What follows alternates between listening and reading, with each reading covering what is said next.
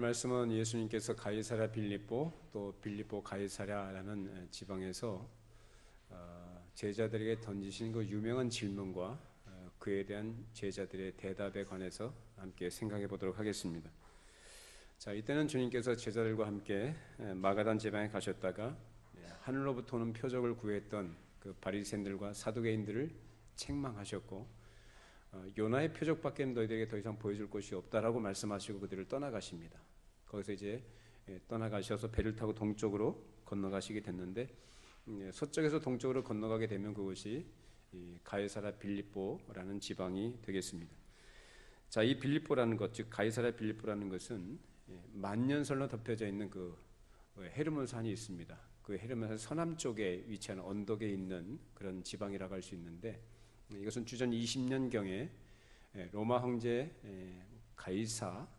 가이사가 헤롯이라는 사람에게 통치하도록 하사해 준 땅입니다. 자, 그래서 이 헤롯은 예수님 당시에 베들레헴에 2살 아래로 전부 다 사내아이를 죽였던 사람이 있죠. 그 헤롯입니다. 그 헤롯이 이것을 통치했었는데, 여기에서 이제 가이사가 자기에게 땅을 하사해 주니까 그것이 너무 고마우니까 감사와 또 아첨을 겸해서 그곳에 한 신전을 하나 세웁니다. 그 황제의 이름을 기리고 그를 칭송하기 위한 목적으로 신전을 세우게 됩니다. 그래서 이 가이사랴 빌립보 이 지역은 많은 우상들이 있었던 것입니다.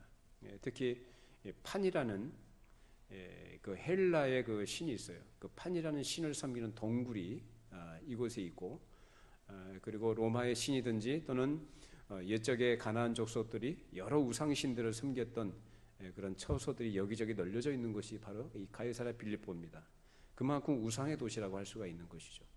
대표적으로 성경에 나오는 도시들 가운데 번영하고 잘 살았던, 문명을 꽃피웠던 그런 도시들의 특징이, 공통적인 특징이 뭐냐면은 우상을 섬기는 곳이었다는 것입니다. 북왕국 이스라엘이 가장 번영했던 때가 언제입니까? 아합 왕 시대죠. 아합의 아내가 누구예요? 이세벨이죠.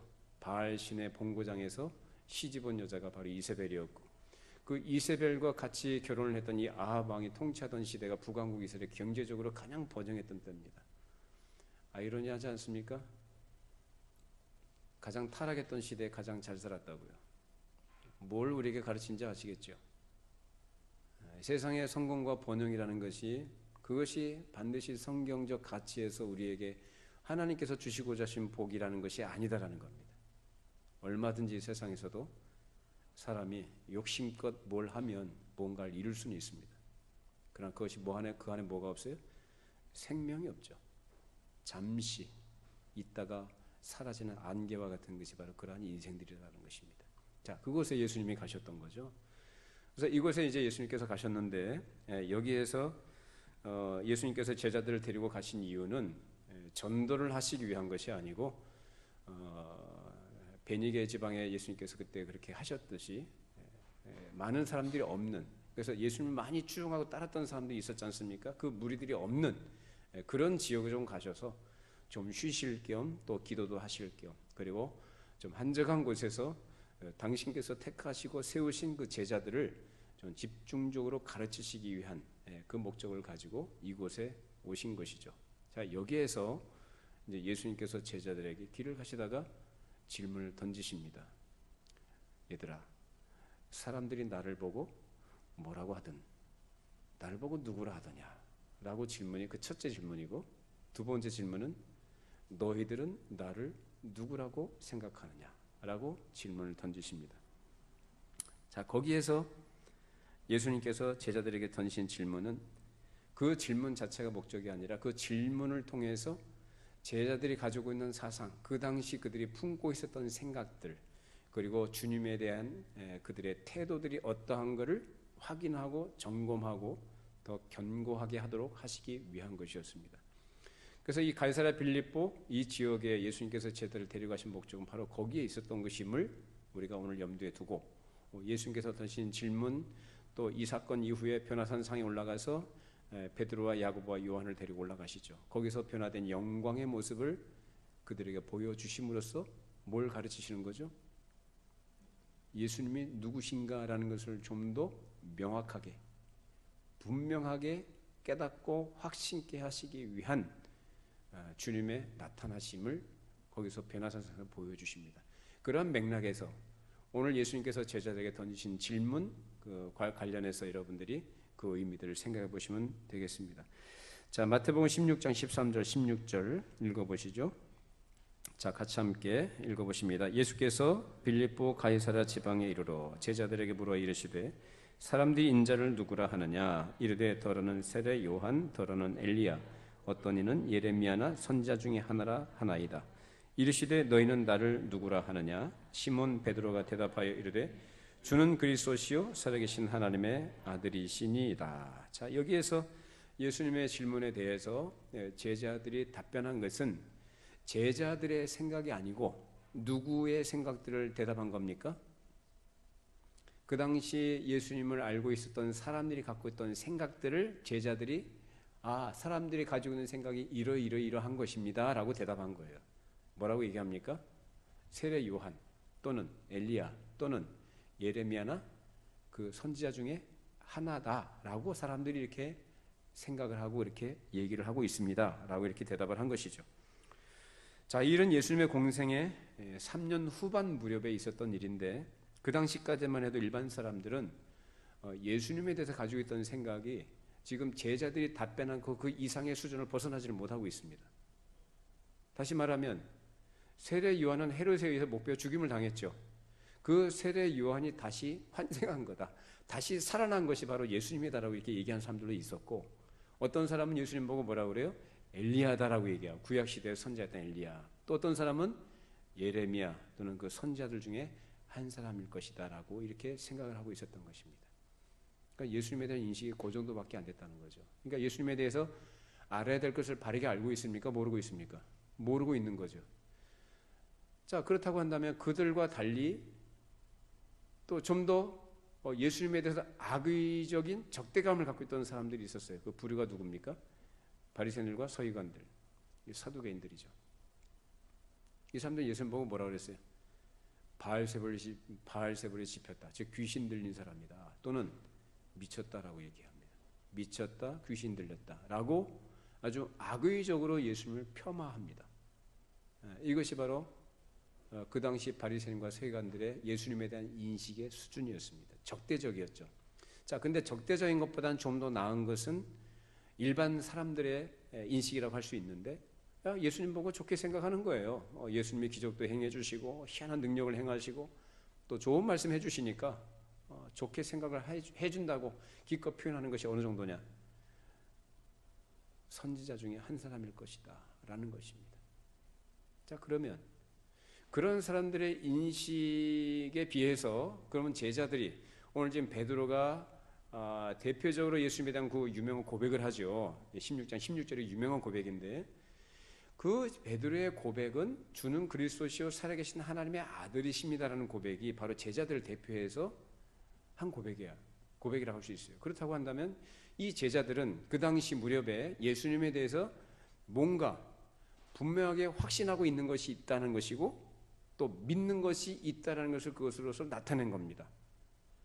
그것은 곧 그 외에 다른 일반 사람들이든지 바리새인과 서기관들은 예수님에 대한 어떤 확신이든지 믿음이 있었던 얘기입니까? 없었던 얘기입니까? 없었던 얘기. 그래서 그들이 가지고 있는 근본적인 문제는 뭐냐면 깨달아야 될 것을 깨닫지 못하고 믿어야 될 것을 믿지 못하고 있는 상태에 있었다는 것입니다. 근데 제자들은 지금 알고 있어요? 모르고 있어요? 알고 있죠. 지금 언제냐?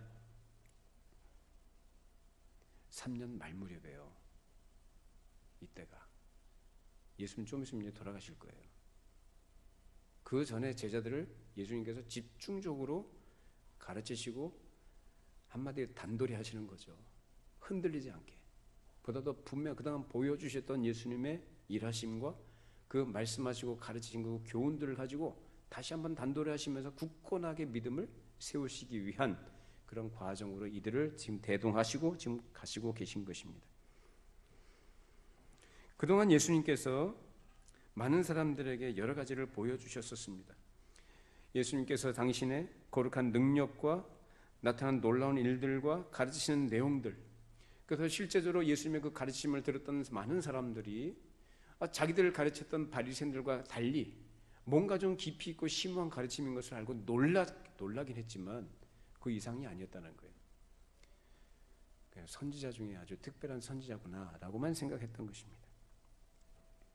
예수님께서 이렇게 많은 것을 가르쳐 주시고 눈으로 볼 수 있도록 해주셨고 자신의 신적 권위를 나타내 주셨음에도 불구하고 사람들은 그것을 깨닫지 못하고 믿지 못하고 있었던 것입니다. 특별히 병자들을 고치실 때에 예수님께서는 반드시 그 병자를 고칠 때 하셨던 대부분의 경우에 하셨던 말씀이 뭐냐? 죄의 사함을 받았다는 선언이었습니다. 죄의 사함을 받았다는 이 선언은 누구만 할 수 있다고 그랬어요? 하나님만이 하실 수 있는 거죠. 하나님만이 하실 수 있는 말씀을 하시는 분이라고 한다면 이분은 누굴까라는 것을 생각해 볼 수 있음직도 한데 그들은 그런 생각 못합니다. 오히려 예수님에 대해서 반감을 더 키웁니다. 더군다나 예수님이 나와 아버지는 하나다, 나와 아버지는 동등이다라는 말씀을 하셨을 때에 아버지께서 지금까지 일하시니까 나도 일한다라고 말씀하시니까 유대인들이 뭐라고 합니까? 아니 어떤 사람이 그러한 엄청난 말을 스스럼없이 할 수 있는가? 공개적으로 말해요. 그래서 생각을 좀 할 줄 아는 사람이라고 한다면 그런 말씀을 하실 정도의 사람이라면 저분은 과연 누구인가라는 생각을 해봄직도 한데 이 사람들은 전혀 그런 생각하지 못하고 아주 단순하게 무조건 예수님 보고 신성모독이다 라고 하면서 죽이려고 달려든 것입니다. 유대인들이 가지고 있었던 문제는 예수님을 그저 하나의 인간으로만 본 것입니다. 하나님의 아들이니 또는 뭐 메시아니 이런 것도 아니고 그저 갈수록 이제 예수님께서 자신들이 원하는 것보다는 이해하지 못하는 말씀을 하시고 좀 어려운 길을 자꾸 말씀하시니까 자기들이 기대했던 것을 벗어나는 말씀들을 하시니까 그 인기가 점차 시들어져 갑니다. 그때가 바로 지금 예수님께서 가이사랴 빌립보의 제자들과 함께 여행하실 무렵입니다. 가장 인기가 높았을 때가 2년 중반입니다. 그때까지는 많은 사람들이 예수님을 따라다녔어요. 근데 갈수록 예수님을 따라다니며 줄었던 이유는 말씀이 어렵다. 또 그 말씀에 대해서 자기들이 예수님에 대해 가지고 있어야 될 태도가 분명해야 된다라고 말씀하시니까 부담스러운 거죠. 자기들을 놀래키고 신기한 것을 행해줄 땐 너무너무 좋아서 따라다녔는데 이제는 그런 게 아니라 어려워요. 말씀이 점점 부담스러워요. 다 떨어져 나갑니다. 많이 떨어져 나갔어요. 지금 이 소수의 제자들을 예수님께서 집중적으로 이제 교육시키시는 겁니다. 자, 그러면 유대인들이 가지고 있었던 문제가 예수님이 인간이었다는 생각을 하게 된 원인이 뭐냐? 그것은 예수님께 있는 게 아니라 그 원인은 누구한테 있어요? 그들 자신에게 있는 거죠. 예수님은 그동안 그들에게 알만한 사실들을 거듭거듭 나타내 보여주셨고 계시해 주셨고 차츰차츰 사람들에게 알아갈 수 있도록 해주셨음에도 불구하고 이 사람들은 게으름과 부주의함으로 죄악의 어둠과 무지 속에 갇혀 있어서 그 빛의 세계로 나오려고 하지 않고 갇혀 있었던 것입니다. 당시 많은 사람들이 장로들의 전통이라는 그 전통에 젖어 있었고 쓸데없는 자존심만 가지고 있었던 것이죠. 그래서 이런 상태에서 사람들은 예수님에 대해 마땅히 생각해야 될 그 이상의 생각을 하지 못했던 것이고 오히려 예수님을 폄하해 버린 것입니다. 좋게 평가해서 세례 요한이니 또는 엘리야니 예레미야나 선자 중에 하나라고 얘기는 한다고 하지만은 그게 어떻게 예수님에 대해서 그렇게밖에 얘기를 못할까요? 그렇게 생각을 그렇게밖에 못할까요? 예수님이 누구신데요? 예수님은 누구십니까? 하나님이시죠. 하나님의 아들이시죠. 세상 죄를 지고 가는 하나님의 어린 양이다. 철저하게 가려져 있고 감추어진 비밀스러운 신비스러운 존재로 오신 분이 아니라 예수님은 다 드러내셨어요. 다 드러내신 그 눈으로 보게끔 해주셨고 귀로 듣게끔 해주셨고요. 경험할 수 있도록 해주셨거든요. 근데요, 알아요, 몰라요? 몰라요. 깨닫지도 못하고 믿지도 못하고 그만큼 무지한 가운데 어둠 속에 갇혀있는 그들의 상태였다는 것입니다. 그런 사람들의 생각을 아시는 주님께서 지금 이 제자들에게 던지신 질문은, 사람들이 나를 누구라고 하는 이 질문은 그 다음에 더 중요한 질문으로 제자들의 사상이 어떠한 것인지 확인하고 분명히 깨닫도록 하시기 위한 시작이었습니다. 여기에 대해서 베드로가 고백을 하는데, 이 고백은 우리가 잘 알고 있는 고백으로 그 당시 함께하고 있었던 제자들을 대표한 고백이었습니다. 자, 여기에 대해서 예수님께서 칭찬하신 내용이 17절 21절 말씀이죠. 예수께서 대답하여 이르시되 바요나 시몬아 내가 복이 있도다. 이를 내게 알게 한 이는 혈육이 아니요 하늘에 계신 내 아버지시니라. 또 내가 내게 이르노니 너는 베드로라. 내가 이 반석 위에 내 교회를 세우리니 음부의 권세가 이기지 못하리라. 내가 천국 열쇠를 내게 주리니 내가 땅에서 무엇인지 매면 하늘에서도 매일 것이요 내가 땅에서 무엇인지 풀면 하늘에서도 풀리리라 하시고, 이에 제자들에게 경고하사 자기가 그리스도인 것을 아무에게도 이르지 말라 하시니라. 이때로부터 예수 그리스도께서 자기가 예루살렘에 올라가 장로들과 대제사장들과 서기관들에게 많은 고난을 받고 죽임을 당하고 제3일에 살아나야 할 것을 제자들에게 비로소 나타내시니. 자, 여기서 예수님께서 베드로의 신앙 고백을 칭찬하시죠. 바요나 시몬아 내가 복이 있도다. 이를 내게 알게 하니는 뭐라고 합니까? 혈육이 아니라 하늘에 계신 내 아버지께서 알게 하셨다라는 거예요. 베드로의 위대한 신앙 고백입니다만 이 신앙 고백이 바로 베드로를 근거로 하지 않는다는 거예요. 누가 주셨다는 겁니까? 하나님이 주셨다는 거죠. 여기 뒤에 베드로, 예수님께서 십자가 지고 난 죽는다라고 말씀하시니까 베드로가 뭐라 그래요? 절대로 그런 일이 주님께 있어서는 안 됩니다. 가로막습니다. 얼마나 참 정이 많고 인간적으로 충성된 마음을 가지고 그렇게 했겠습니까? 그러나 그것 때문에 베드로는 그냥 사탄이 돼버리죠. 앞에서는 방금 칭찬하셨는데 몇 줄 못 내려가가지고 그냥 사탄이 돼버립니다. 하나님의 일을 생각하지 않고 사람의 일을 생각하면 사단의 일을 하는 거나 마찬가지다. 하나님의 일을 방해하는 거다라는 것입니다. 여러분, 우리 신앙생활할 때 우유부단한 어정쩡한 태도 가지지 마시고 분명하게 하시기 바랍니다. 단호하게 하십시오. 단호하셔야 됩니다.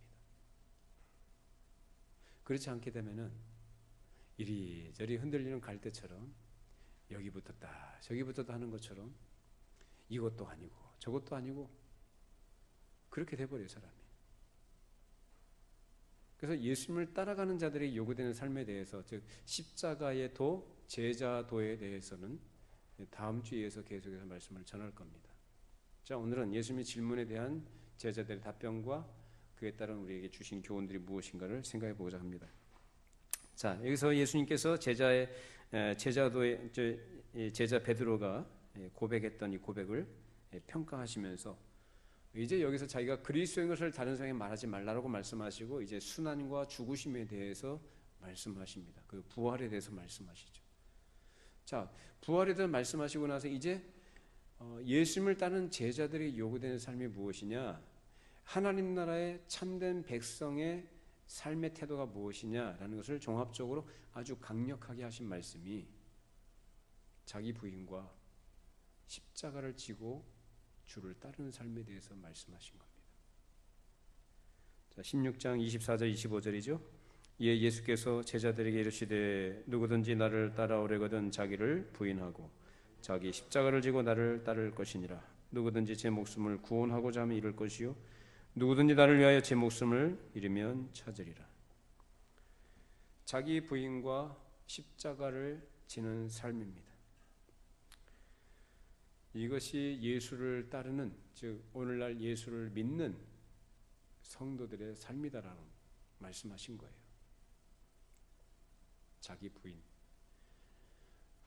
자기가 부인되어야 됩니다. 자, 그러면 예수님께서 이 제자도라고 표현된 이 제자도에 대해서 이런 말씀을 하셨을 때에 그 당시 그 무렵의 그 제자들의 수준, 그 제자들의 상태는 어떠했을까? 라는 겁니다. 그동안 제자들은 그러면 어떠한 과정을 거쳤을까? 우리가 좀 살펴볼 필요가 있습니다. 지금 이때가 언제라고 했어요? 공생애 제3년 9월 가을 무렵이거든요. 그동안 많은 시간이 흘렀죠. 예수님께서 가족들을 부양하시다가, 그러니까 이제 육신의 아버지라고 하는 그 요셉이 일찍 좀 죽었던 것 같아요. 그래서 이제 장자인 예수님께서 맏아들이 이제 가족들, 이제 어머니 마리아하고 형제들을 이제 부양을 했겠죠. 목수일을 하면서. 그러다 이제 30세 무렵에 이제 공생의 사역을 시작하실 무렵에 먼저 어디를 가셨느냐면은 벳다바라라는 곳으로 가십니다. 그 요단강 근처예요. 그래서 거기 가셔가지고 누구한테 세례를 받으셔요? 세례 요한에게 거기서 세례를 받으시죠. 세례를 받으시고 나서 곧바로 어디로 들어가시냐면 이제 유대 광야로 가십니다. 거기서 40일간 금식하시고 사탄에게 시험을 받으시고 그 사탄의 시험을 다 물리치시고 이기시죠. 그리고 나서 다시 그가 세례를 받으셨던 이 요단강 근처로 다시 돌아오셔서 거기에서 5명의 제자를 거기서 얻으십니다. 최초로 거기서 제자들을 얻으신 거예요. 자, 요한복음 1장 32절 42절 그것이 그 배경인데 같이 함께 읽어보시죠. 요한이 또 증언하여 이르되 내가 보매 성령이 비둘기같이 하늘로부터 내려와서 그의 위에 머물렀더라. 나도 그를 알지 못하였으나 나를 보내어 물로 세례를 베풀라 하신 그이가 나에게 말씀하시되 성령이 내려서 누구 위에든지 머무는 것을 보거든 그가 곧 성령으로 세례를 베푸는 이인 줄 알라 하셨기에 내가 보고 그가 하나님의 아들이심을 증언하였노라 하니라.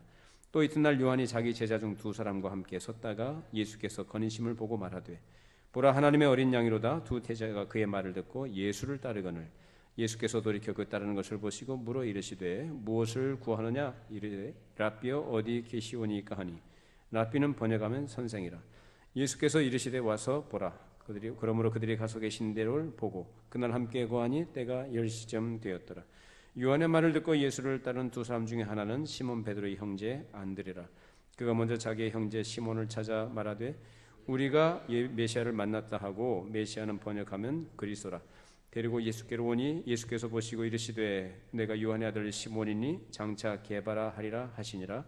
게바는 번역하면 베드로라. 자, 여기 보면 안드레가 여기서 분명히 메시아를 만났다라고 얘기했죠. 자, 41절 다시 보시면 그가 먼저 자기의 형제 시몬을 찾아. 형제 시몬이 누굽니까? 베드로죠. 네. 이 안드레하고 이 베드로는 형제예요, 형제. 근데 안드레가 먼저 예수님을 만났는데 예수님을 뭘로 봤어요? 처음부터 메시아로 봤단 말이에요. 메시아로. 메시아는 번역하면 뭐라고요? 그리스도라는 말이에요. 기름 부음 받은 자, 하나님의 사람, 하나님의 일꾼이라는 뜻이죠. 하나님의 종. 그렇게 메시아로 알았던 것이고 그것을 그 형제인 시몬에게 알려주니까 그 시몬인 베드로가 한 걸음에 달려나와서 예수님께 엎드려 이제 고백을 합니다. 그때 예수님께서 베드로에게 지어준 이름이 뭐냐? 베드로입니다. 베드로. 그러니까 시몬인데 이름을 베드로라는 게바라고 하죠. 게바는 아람 방언입니다. 아람 방언으로 게바. 그것을 헬라어로는 페트로스라고 얘기합니다. 돌 또는 반석이라는 뜻이죠. 그래서 장차 이게 이름이 번역하면 베드로라 그렇게 얘기한 거예요. 자, 여기에서 예수님께서 베드로라는 이름을 약속하시는데 이것은 베드로 개인에게 국한된 약속이 아니라 주님께서 앞으로 친히 세우실 신약 교회의 권세를 여기에 나타내 보여주신 것입니다. 반석 위에 내 교회를 세우리니 라고 말씀하신 신약 교회가 어디에 세워진다고 그래요? 반석 위에. 자, 그것을 사도 바울이 어떻게 이것을 표현하냐면은 에베소서 2장 20절 말씀에 나와 있죠. 너희는 사도들과 선지자들의 터 위에 세우심을 입은 자라. 그리스도 예수께서 친히 모퉁이 돌이 되셨느니라. 너희는 사도들과 선지자의 터라는 건 뭐예요? 반석이라는 거. 반석. 진리, 복음, 하나님의 약속, 이 위에 세워지신 너희 교회다라고 말씀하신 거예요. 이처럼 신약의 교회와 베드로가 가질 그 관계를 생각하시면서 그런 이름을 주신 거죠. 그래서 예수님은 그런 기초가 될 사람들과 그 사실들을 미리 다 내다보시면서 베드로에게 그렇게 이름을 주신 것입니다. 자, 이렇게 그들은 처음부터 예수님을 메시아로 알았고 예수님을 따라 나선 제자로서 삶을 시작하게 됩니다만, 근데 처음부터 그렇게 자신의 생활을 다 제껴두고 예수님을 따라 나선 건 아닙니다. 처음 1년여간은 자신들의 생업에 종사하면서 제자 노릇을 한 것입니다. 그러니까 여러분이 이걸 아셔야 되는 거예요. 이런 부분을 여러분이 정리를 해두셔요. 그때 따라 나섰다고 했는데 뭘 또 부르시고 또 따라 나섰는가, 이렇게 생각할 수 있거든요. 그러니까 처음에 예수님께서 요단강에서 그들을 불러내셨고 그 부르신 다음에 그들이 바로 예수님을 전적으로 따르는 제자의 삶을 산 게 아니라 뭐 했다고요? 자기 생업을 그대로 영위해 가면서 제자 노릇을 했다는 겁니다. 자, 그런데 그런 그들을 예수님께서 나중에 공생의 제2년 초에 그들을 다시 불러내시는데 어디서 불러내시는가? 마태복음 4장 18절 22절 말씀이에요. 갈릴리 해변에 다니시다가 두 형제 곧 베드로라 하는 시몬과 그의 형제 안드레가 바다에 금을 던지는 것을 보시니 그들은 어부라 말씀하시되 나를 따라오라 내가 너희를 사람을 낚는 어부가 되게 하리라 하시니 그들이 곧 그물을 버려두고 예수를 따르니라. 거기서 더 가시다가 다른 두 형제 곧 세베대 아들 야고보와 그의 형제 요한이 그의 아버지 세베대와 함께 배에서 금을 깁는 것을 보시고 부르시니 그들이 곧 배와 아버지를 버려두고 예수를 따르니라. 자, 이것이 바로 예수님께서 제자들 두 번째 부르시는 장면입니다. 자, 이해가 되시죠? 자, 이것은 언제라고요? 공생의 제2년 초예요. 자, 그러면 그때로부터 제3년 후반에 지금 이르기까지, 그러니까 제3년 가을 무렵 제9월이거든요. 그러면은 1년 반 이상이 지난 상태라 그 말입니다. 그때 2년 초에 부름을 받았고 지금 가이사랴 빌립보에서 제자들에게 너희는 나를 누구라고 하나 질문을 하셨을 때 그때는 예수님의 공생의 후반 무렵이다 그 말입니다. 그러니까 1년 반이 훌쩍 지나간 거죠. 자, 여기에서 제자들은 그동안 주님과 함께 동거하면서 특별한 주님의 가르치심과 훈련을 받았던 것입니다. 그리고 그들 안에 자기식으로 가지고 있었던 히브리인들의 전통적 메시아관과 하나님 나라에 대한 그릇된 잘못된 관념들이 바르게 잡혀지게 되었고 또 그들 안에 결핍된 것들이 가르치신 것으로 인해서 보충되게 되는 그러한 것들을 예수님께서 그들 안에 채워주셨던 것입니다. 그리고 그것을 이제 예수님께서 가이사랴 빌립보에서 확인시켜 주시는 거예요. 그동안 가르치시고 깨닫게 해주시고 채워주셨던 것들이 어떠한 것인가를 지금 확인하는 거예요. 너희는 나를 누구라고 하느냐. 그럼 베드로가 고백했던 이 고백, 즉 제자들을 대표해서 했던 이 고백을 보면 제자들이 처음에 가지고 있었던 메시아관, 즉 예수관 바뀌었어요? 안 바뀌었어요? 바뀌었죠. 상당히 많이 바뀌었죠. 처음에 그들이 갖고 있었던 메시아관은 뭡니까?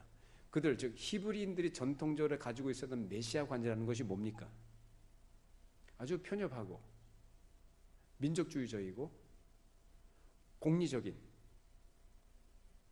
그러니까 이 세상의 어떤 물리적인 어떤 환경과 자기들이 어떤 원하는 것을 성취해내는, 일으켜내는 그런 일의 능력자, 그런 의미에서의 초월자를 그들은 기대했는데 지금 예수님께서 그동안 눈이 그들을 가르치시고 보여주시고 훈련시키고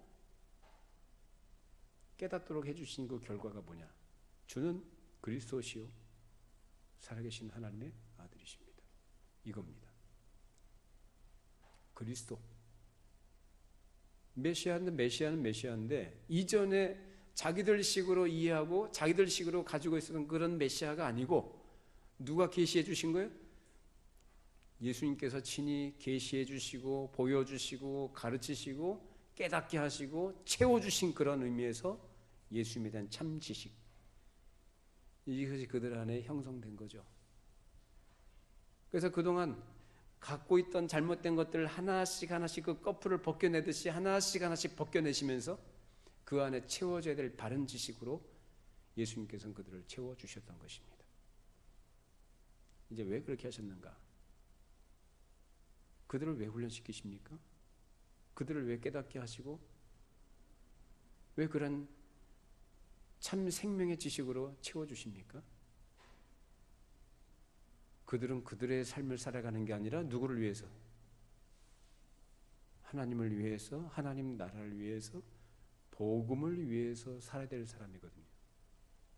그래서 중요한 핵심은 뭐냐면은 정말로 그들이 알아야 될 것은 뭐냐면은 그들이 그동안 그들에게 집착을 하고 고집스럽게 주장했던 그런 민족적인 어떤 뭐 그 세상의 어떤 그런 것들, 자기들이 원하는 것들, 자기들이 만족하는 뭐 그런 것들이 아니라 그들이 알아야 될 것이 뭐냐면 복음이다 그 말이에요. 복음. 그것이 바로 그들에게 주님께서 주시고자 하셨던 핵심이었거든요. 즉 예수님께서 순환, 즉 고난 당하시고 죽으시고 부활하신다는 것이 무엇인지 이제 그들에게 비로소 공개적으로 말씀하신 거예요. 그들이 알아야 될 것이 바로 그거였거든요. 그것 때문에 예수님께서 오셨다는 걸 그들이 알아야 했거든요. 언제까지 주님과 함께 영원토록 좀 살고 싶습니다가 아니고 이제 주님은 이제 떠나가실 거예요. 사명을 다 하시고 떠나가실 거예요. 이제 그 뒤를 위해서 그 사명을 감당해야 될 제자들이 반드시 알아야 될 것이 뭐냐? 바로 복음이었다고 말입니다. 복음이 뭡니까? 복음이 무엇인지 여러분 아시죠? 자, 근데 중요한 건 뭐냐면 복음에 대한 내용들을 얘기하면 얘기할 수는 있어요. 자, 그렇게 얘기한다고 해서 그 사람이 구원을 얻느냐? 그 사람이 생명을 얻느냐라는 거예요. 오늘 말씀의 핵심은 이 부분입니다. 주는 그리스도시요 살아계신 하나님의 아들이십니다는 이 고백은 단순히 채워져 있는 지식으로서 차갑게 가는 고백이 아니라 그 마음으로부터 우러나오도록 그렇게 역사하신 성령님의 역사하심의 어떤 그러한 결과거든요. 그러니까 여러분들에게도 마찬가지, 우리에게도 마찬가지예요. 복음이라는 것은 뭐냐? 다른 거 아니에요. 예수 그리스도께서 십자가에서 죽으셨다는 거예요. 그 죽으심의 의미가 무엇인지를 바르게 알고 그 죽으실 뿐만 아니라 다시 죽음에서 살아나셨으며 그 죽으심에서 살아나심으로써 이제 그리스도께서 얻으신 그 의, 성부 하나님으로부터 얻으신 의, 그것을 나에게 입혀주셨다는, 즉 속죄의 공효가 나에게 일어났다는 것, 그로 인해서 내 안에 그리스도의 생명이 있다는 사실을 내가 확신해야 되는 거예요. 믿어줘야 되는 거예요. 그러니까 교회 다니니까 들어서 알죠. 뭐 거부감도 없고 동의가 되고 뭐 이의가 없어요. 그것에서 구원하는 게 아니다 그 말이에요. 여러분 믿어집니까? 예수님이 십자가에서 죽으셨다는 사실과 부활하셨다는 사실과 그 죽으심과 부활이 나를 위한 것이라는 사실을, 그리고 하나님께서 내 안에 그러한 것을 확신케 하시고 그것이 나하고 관계가 있다는 사실을 정말로 확실하게 여러분 믿어지냐 이 말이에요. 확신하냐 이 말이에요. 그게 있어야 되는 거예요. 그게 없으면 안 돼요. 구원 얻는 믿음에 있어서 중요한 거는, 가장 중요한 핵심은 바로 그겁니다. 그걸 알아야 되는 것이고 믿어줘야 된다는 거예요. 들어서 알고 배워서 알고 자꾸 들어서 습관적으로 알고 고백하고 그런 거 말고요. 실제적으로 주의 죽으심과 부활하심, 그 속죄의 공효가 나에게 그대로 적용이 되어졌고 내 안에 그 그리스도의 생명이 있다는 사실을 내가 확신해야 되는 거예요. 그게 구원 얻는 믿음이에요. 물론 이 제자들은 뒤에서 또 엎어지고 미끄러지고 깨지긴 하지만은 그래도 지금 3년 후반 무렵에 처음과 달리 지금 이들은 변화된 예수관으로 지금 그 안에 바뀌어져 있는 거예요. 달라져 있는 거예요. 여러분 예수님 믿으시죠? 어떻게 믿으시는지 사람마다 다 다를 겁니다. 근데 다르지만 그럼에도 불구하고 시간이 갈수록 말씀을 들을수록 듣고 배울수록 깨달아 갈수록 뭐가 달라져야 되느냐? 내가 알고 있고 내가 주장하고 싶은 예수관이 아니라 성경을 통해 계시된 예수가 누구시냐? 그 예수님의 복음이 무엇이냐? 나하고 그것이 무슨 관계가 있는가를 분명히 아셔야 되는 거예요.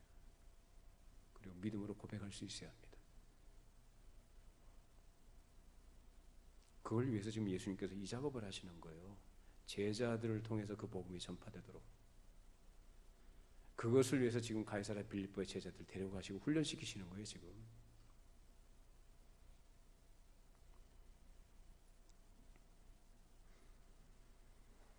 예수님께서 말씀하시는 그 순환과 죽으심과 부활에 대해서 당시의 제자들은 희미하게 인식을 했겠지만 이젠 예수님께서 그런 그들에게 바른 메시아관을 확신케 하시고 이제 당신의 죽으심과 부활에 대해서 명확하게 가르치시 시작하시는 것이 여기에서 중요하게 가르치고 싶은 내용들인 것입니다.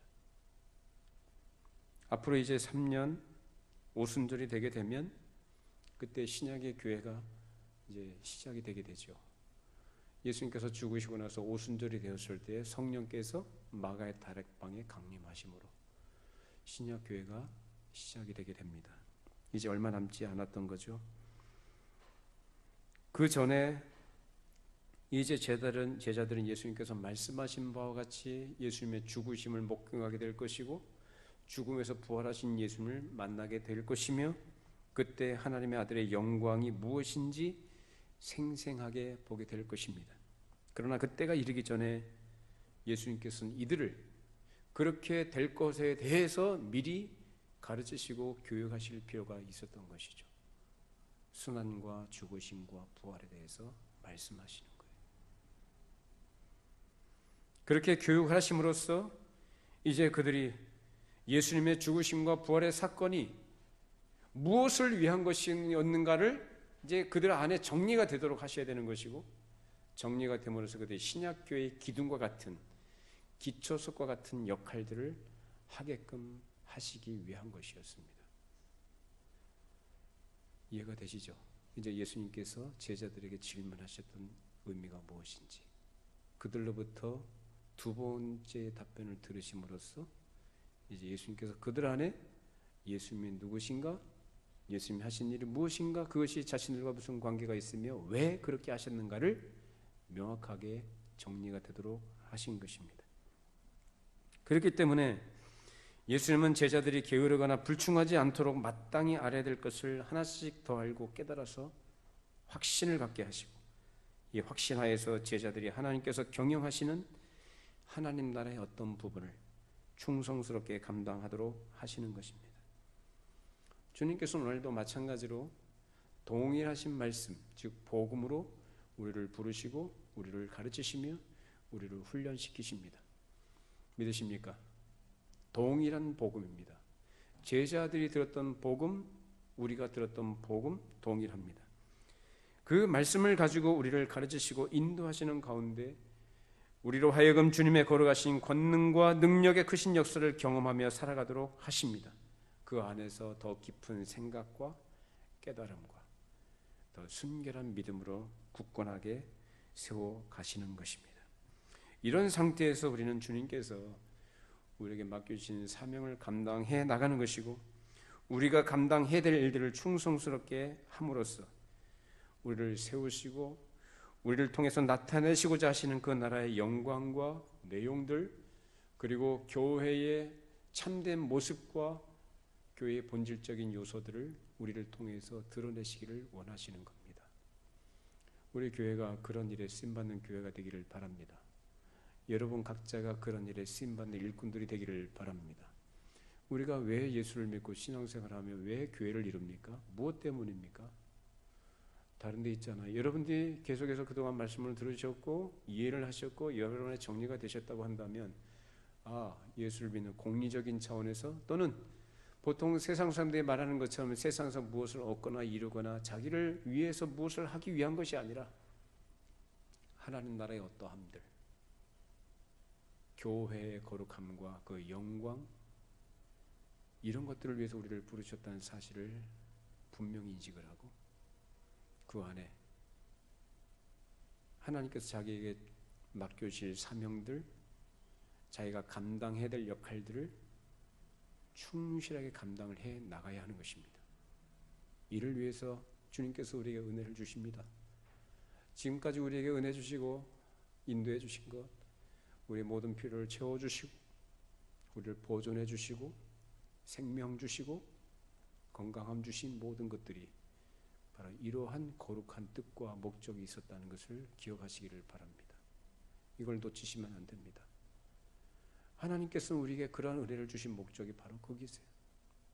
그러기 위해서 우리를 악한 것들로부터 지키시고 우리를 보존하시며 우리를 선한 길로 의의 길로 인도하시고 그 가운데서 우리를 책임지시고 보호해 주시는 것입니다. 이런 은혜를 우리가 기억하고 은혜 합당한 자로 주의 인도하심을 따라 순종으로 나아가는 저와 여러분이 되기를 바랍니다. 그 가운데 말씀을 통해서 연단 받으시고 배워가시고 깨달아가시고 우리 안에도 이 제자들이 변화된 예수관을 가진 것처럼 그렇게 변화되어지고 또 온전케 되어지는 믿음의 역사들이 있기를 바랍니다. 기도하겠습니다. 거룩하신 하나님 아버지, 주님께서 하잘것없는 참으로 무명의 죄인들을 선택하시고 불러내셔서 주의 말씀으로 가르치시고 보여주시고 깨우쳐주시고 훈련시켜서 그들 안에 부정적인 것들과 그릇된 것들을 뜯어 고치시고 새롭게 해주시고 온전케 해주셨던 것을 생각해 보았습니다. 주님 나라 위하여 하나님 복음을 위하여 주의 거룩하신 영광을 나타내는 일에 또 영혼들을 구원하는 일에 이 제자들이 그렇게 쓰임받기 위하여 그러한 훈련과 또 변화되는 과정이 필요했던 것을 주께서 말씀을 통해 보여주셨습니다. 우리에게도 하나님께서는 동일하게 일하신 줄로 믿습니다. 우리 안에 잘못되어진 생각들과 우리 안에 버려야 될 것들과 고쳐야 될 것들과 온전케 되어야 될 부분들 또 채워져야 될 것들이 채워지게 해주시고 알게 해주셔서 정말 우리의 신앙과 믿음이 하나님 보시기에 깨끗하고 순결하며 또 하나님께서 인정하실 만한 그런 하나님의 일꾼들로 충성을 다하는 종들로 세워져 가도록 역사하여 주시옵소서. 남의 우리 속사람을 새롭게 해주시고 우리에게 주시는 은혜를 우리가 헛되이 받지 않도록 그 은혜를 우리가 감사함으로 그 은혜를 귀히 여기며 그 은혜 주신 목적을 따라 우리 자신을 주 앞에 드리며 온 마음을 다해 이 복음을 위해서 또 하나님 나라를 위해서 충성을 다하는 하나님의 권속들 일꾼들이 되게 하여 주시옵소서. 예수님의 이름으로 기도하옵나이다. 아멘.